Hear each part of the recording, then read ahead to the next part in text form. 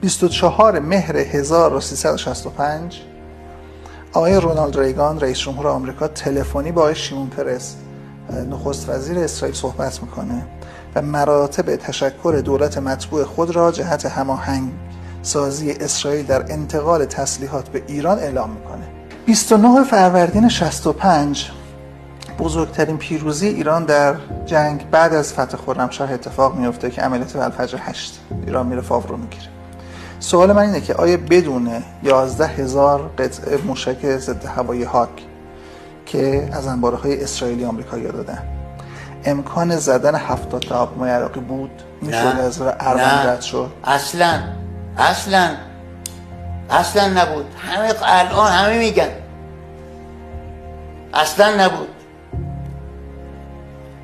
این دقیقا همون موقعی نبود که ما داشتیم توی اخبار رسمیمون میگفتیم که آمریکایی‌ها دارن از عراق حمایت میکنن و بعد ما رفتیم با موشک آمریکایی در واقع این کار انجام دادیم، رفتیم فاو گرفتیم.